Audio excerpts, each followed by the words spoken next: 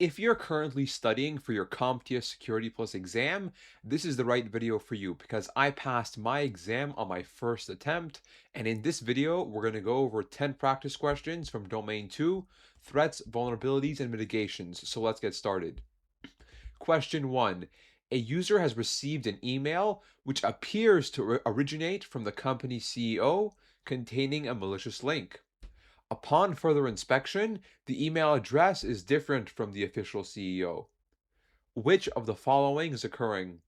Business email compromise, default credentials, phishing, or impersonation? And the correct answer is impersonation because this is an attack type. That is when an attacker or whoever claims to be someone they're not, whether it be an email that appears to be from the CEO, such as if the email is very similar in the email address, or if the contents of the email are very similar to what the CEO would normally send, or only the CEO would know that information. These are examples of impersonation because you're pretending to be someone else. Phishing is the concept of having a link or to extract user information using some sort of way, getting users to divulge their sensitive or confidential data using something like a fake website so that when they sign up, then they just gave away their email address and their password to the attacker. Default credentials describes things like usernames or password that have not been changed since you purchased the actual network device, whether it be a router or a switch or whatever that contains default credentials that have not been changed since you purchased it. Finally, business email compromise is when an official business email, like the email of a CEO or of an employee or of a user, gets compromised by an attacker, and then they then can do malicious stuff with that email once it's been compromised. But we're talking about an email that appears to originate from someone else, so that is impersonation. Question 2. Employees of an organization have gathered together to install a new router without prior approval from the IT department. Which of the following is being described? Insider threat, shadow IT, malicious code, or unskilled attacker? And the correct answer is shadow IT because this describes the unauthorized use of software or hardware in an organization whereby the users or the employees or whoever is doing this didn't get the prior approval from the IT department or the help desk department to perform this actual change. So they're not doing it with malicious intent, but they're just doing this for ease of use so that they can have better functionality, for example. So something they could do is disable a firewall. They could disable the antivirus software if it's making the computer run very slowly, or they could randomly install a wireless access point or a router to have better Wi-Fi connectivity in the organization. An insider threat is an employee who genuinely does have malicious intentions and is a disgruntled employee who would do something like extract company data on a removable drive, like a USB thumb drive, and then walk out of the organization with all of that company data on the USB drive. Malicious code is a brief term that encompasses any kind of code that's considered malicious, whether it's operating system based, like a buffer overflow, whether it's web based, like a cross site scripting or SQL injection, whether it be a virus, ransomware, worm, keylogger, logic bomb, whatever, it's considered malicious code. This is a brief term. Finally, unskilled attacker describes a script kiddie. This is someone who doesn't even really know what they're doing. They're just trying and testing random tools against a website or a company in an attempt to deface the website or take it down with a DDoS attack. And they're inspired by disruption and chaos and impressing their peers. But we're looking for the unauthorized use of software or hardware, and this is shadow IT. Question 3. A user visited a website which presented an alert pop-up message containing malicious JavaScript. Which of the following is occurring? XSS, SQLI, privilege escalation, or least privilege? And the correct answer is XSS or cross-site scripting.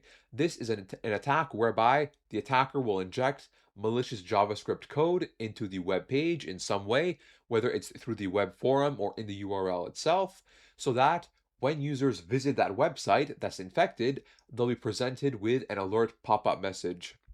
SQLI or structured query language injection is taking advantage of a vulnerable database that is vulnerable to SQL injection.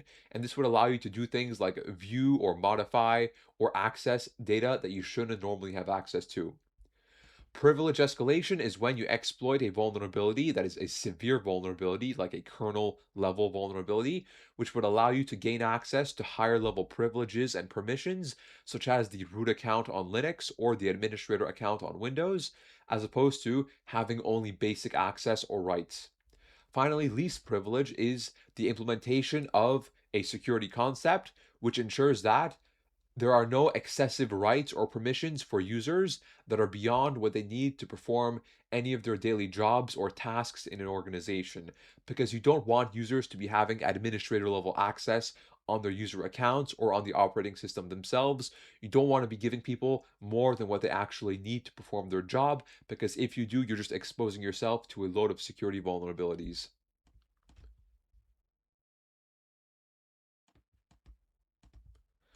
Question 4. An attacker has installed ransomware on a company network and demands a ransom in exchange for access to the data. Which of the following is being described? Revenge, financial gain, philosophical/political beliefs, or cyber espionage?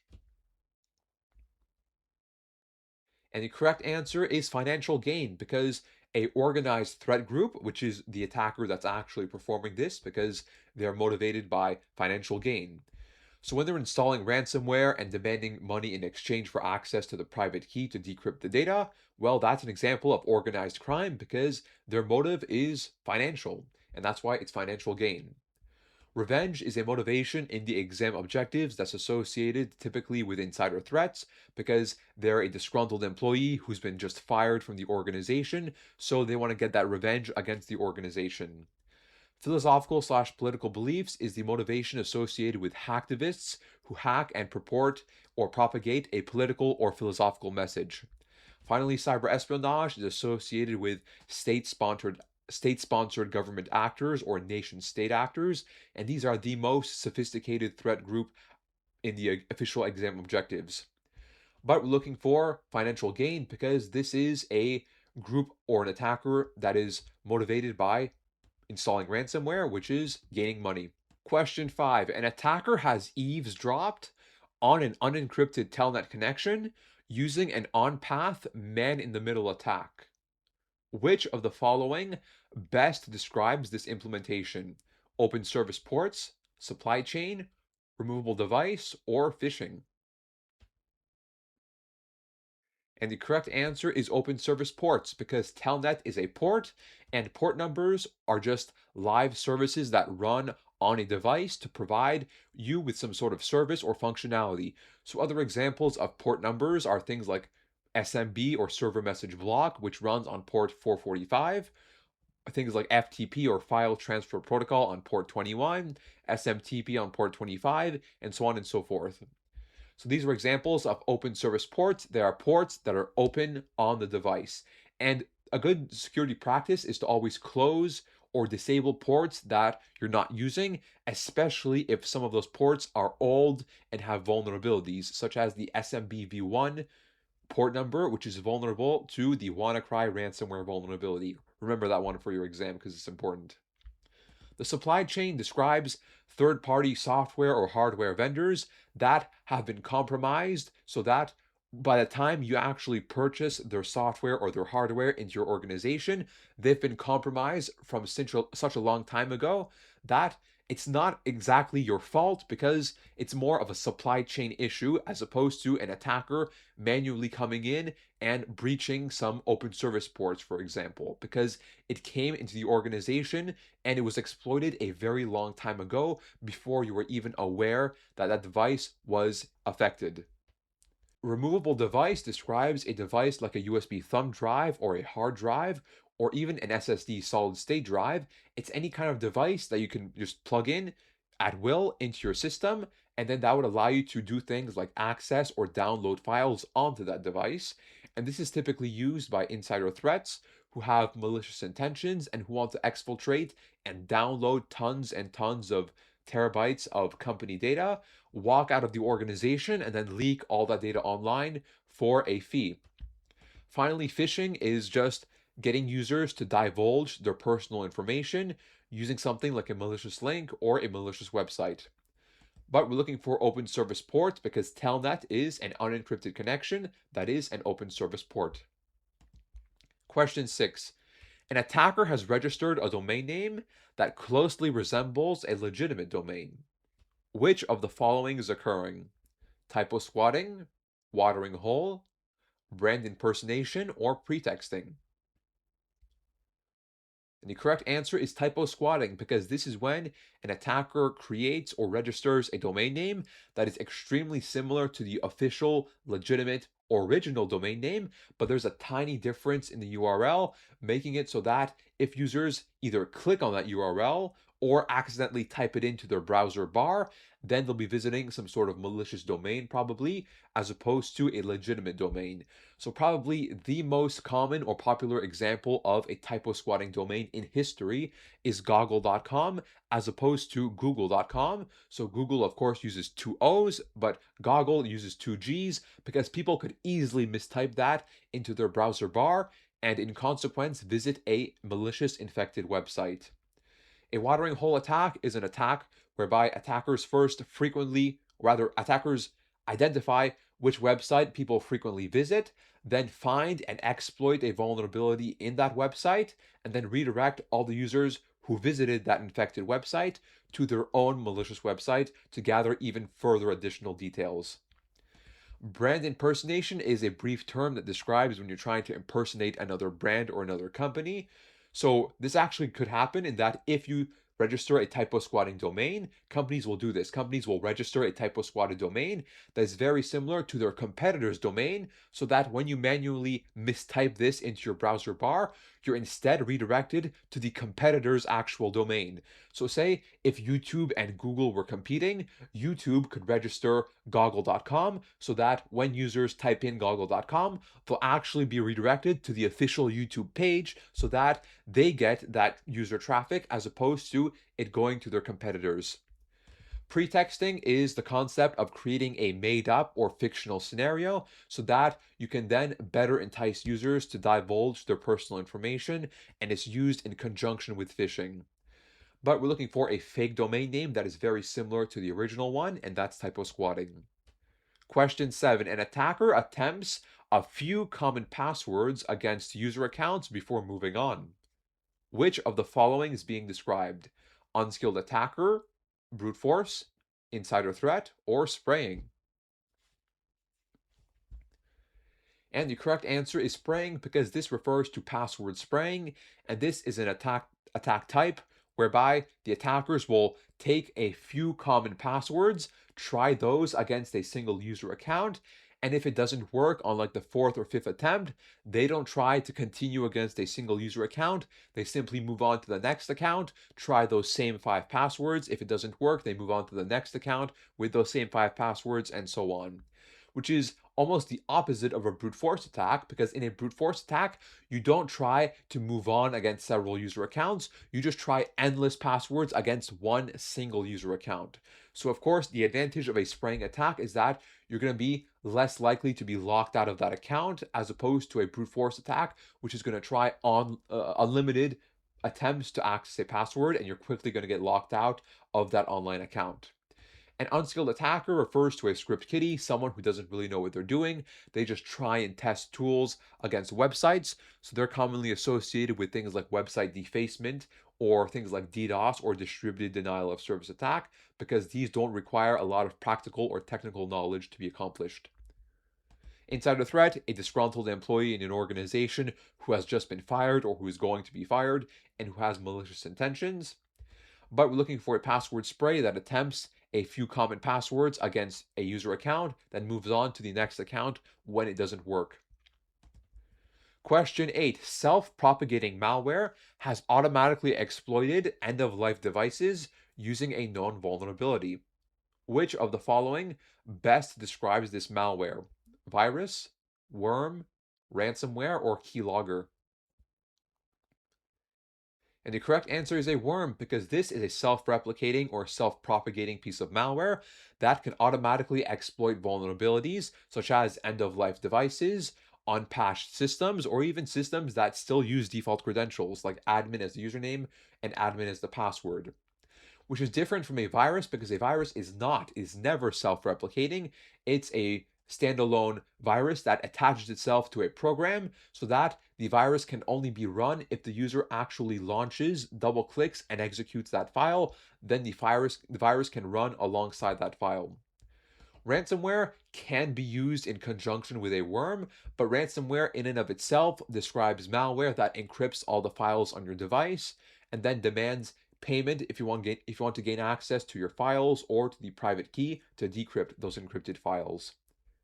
Keylogger is a piece of malware, or it can also be a hardware device that you plug into the computer that tracks all the keys that are typed on the keyboard and then sends that all directly to the screen of the attacker that has installed this malware.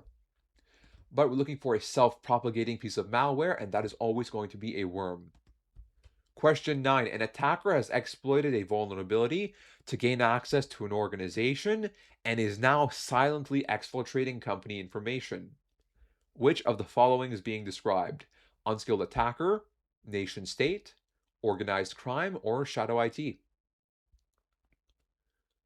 And the correct answer is a nation state threat actor or a state sponsored actor, because these are by far the most sophisticated threat groups or threat actors in the official exam objectives sheet, because these are motivated by things like cyber espionage and war. And if they exploited a vulnerability and now they're silently extracting or exfiltrating company data over a course of months potentially, this is classified as a nation state because none of the other answers here even match remotely what we're looking for. Unskilled attacker could not accomplish this. They don't have enough knowledge to know how to exploit a vulnerability and remain undetected in an organization. Organized crime are simply attackers that are motivated by money, but the question is more specifically directing this to a nation state threat actor because we're not discussing money. There's nothing about ransomware and so on and so forth.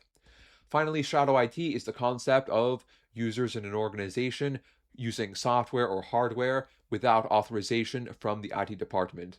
But we're talking about a very sophisticated threat actor, and this is a nation state. Question 10. A user has received a text message containing malicious links to company resources. Which of the following is being described? Impossible travel, smishing, business email compromise, or impersonation? And the correct answer is smishing because this is phishing over text. It's SMS phishing. Impossible travel describes when you have two different users logging into a single user account within a time span that is simply unreasonable and from two different countries. So for example, if you're analyzing the logs of a user account and you see that you have two different user logins, one from Canada and one from Australia within a 5 or 10 minute time span, that's physically impossible, unreasonable, and just unmanageable in general for that to ever happen. And that's why it's considered impossible travel, because it's physically impossible to travel from one country like that all the way across the world within a 5 or 10 minute time span. Either there's an attacker logging in, or there's another user using that account using a VPN or something of the sort. Business email compromise describes when you have a business email in an organization that has been compromised by an attacker. And finally, impersonation is when you're claiming to be someone you're not. You're claiming to be a CEO, claiming to be a user, an employee, or whoever. You're just claiming to be or pretending to be someone that you're not actually. So those were the 10 questions of Domain 2 of the official exam objectives. If you're serious about passing your Security Plus exam on your first attempt, I believe that personal guidance can make a big difference because I passed my exam on my first attempt. And if you'd like one-on-one help with explaining literally any of the concepts in the official exam objectives, or if you just want me to share my personal experience with the exam, what I wish I had studied, what I did right, what I did wrong, tips and tricks that I guarantee you're not going to find anywhere else on the internet, then join my Telegram group. Message me the word mentor, because there I can guarantee that if you're actually wanting to pass on your first try and you want my one-on-one help to pass the exam, I guarantee that I can help you do just that. So click the first link, join the group, and message me the word mentor.